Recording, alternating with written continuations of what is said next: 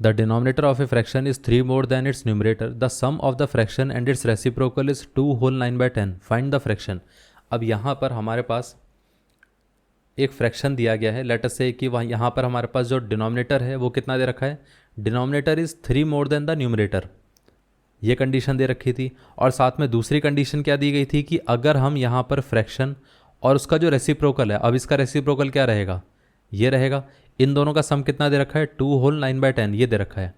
अब इसको हम इक्वेशन के फॉर्म में रखते हैं, तो हम मान लेते हैं कि यहाँ पर let the numerator be x. अगर हम न्यूमरेटर को x ले लेंगे तो यहाँ पर डिनोमिनेटर कितना आ जाएगा, क्योंकि डिनोमिनेटर कितना था 3 + n था, तो मतलब यहाँ पर ये आ जाएगा 3 + x। इतना क्लियर है, तो ये आ जाएगा 3 + x। तो ये हमारे पास फ्रैक्शन आ गया, इतना क्लियर है। अब इसमें फ्रैक्शन में कंडीशन क्या दी गई थी, कंडीशन ये थी कि अगर हम इस फ्रैक्शन को इसके रेसिप्रोकल के साथ ऐड करते हैं तो इसकी वैल्यू टोटल 2 होल 9/10 आ जाएगी। तो यहाँ पर अगर हम पूरे का एलसीएम लेंगे तो ये आ जाएगा x × 3 + x, और ये आ जाएगा हमारे पास x × x x², और ये आ जाएगा 3 + x का whole square is equal to, यहाँ पर ये आ जाएगा 20 + 9/10। इसको हम ऐसा लिख सकते हैं x² + 9 + x² + 6x, और यहाँ पर ये आ जाएगा 3x + x² is equal to कितना आ गया 29/10। अब इस इक्वेशन को हम ऐसा लिख सकते हैं, अगर हम क्रॉस मल्टीप्लाई करेंगे तो कितना आएगा, ये आ जाएगा 10x² + 90 + 10x² + 60x is equal to 29 × 3 कितना रहेगा, यहाँ पर हम सीधा 30 × 3 कर देते हैं विच इज़ 90, 90 में से 3 माइनस कर देते हैं तो ये आ जाएगा 87x, और यहाँ पर 29x²। इतना क्लियर है। अब देखिए इस पूरे पार्ट को अगर हम राइट साइड पे ले जाएंगे तो ये कितना आएगा, 0 is equal to 29x² + 87x minus का, देखिए 10x², तो ये आ जाएगा माइनस का 20x², और ये आ जाएगा माइनस का 60x माइनस का 90।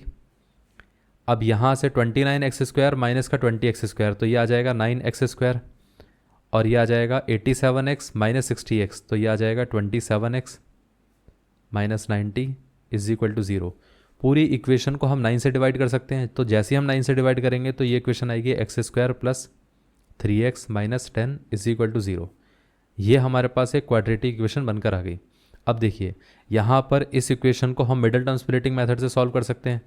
हमें करना क्या है, ऐसे दो नंबर्स में स्प्लिट करना है जिनका सम क्या रहेगा +3, और जिनका जो प्रोडक्ट है वो क्या रहेगा -10। अब यहाँ से अगर हम इसके फैक्टर करके देखें तो एक फैक्टर आता है 2 और एक आ जाता है 5। अब क्योंकि सम +3 है तो मतलब 5 पॉजिटिव में रहेगा और स्मॉलर नंबर नेगेटिव रहेगा।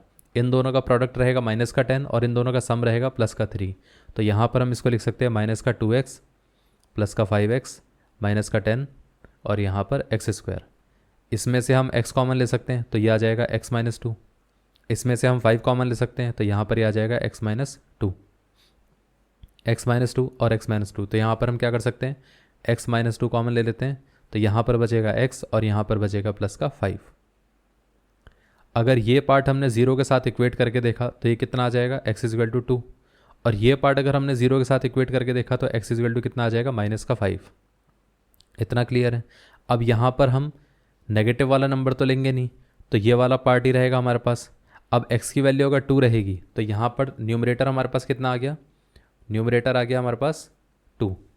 अब डिनोमिनेटर कितना रहेगा, डिनोमिनेटर कितना था x + 3, तो यहाँ पर ही आ जाएगा 2 + 3 विच इज़ 5। तो हमारे पास ओवरऑल फ्रैक्शन कितना आ जाएगा, न्यूमरेटर बाय डिनोमिनेटर कितना आ गया 2/5। इतना क्लियर है। अगर एक चीज़ ध्यान रखना, आप यहाँ पर ये जो न्यूमरेटर बाय डिनोमिनेटर हमने लिखा है इस तरीके से मत लिखना, आप स्टार्ट यहाँ से करना। ये तो मैंने समझाने के लिए आपको बता दिया था कि इस तरीके से करना है, अदरवाइज़ आपको स्टार्ट इस तरीके से करना है। इतना क्लियर है।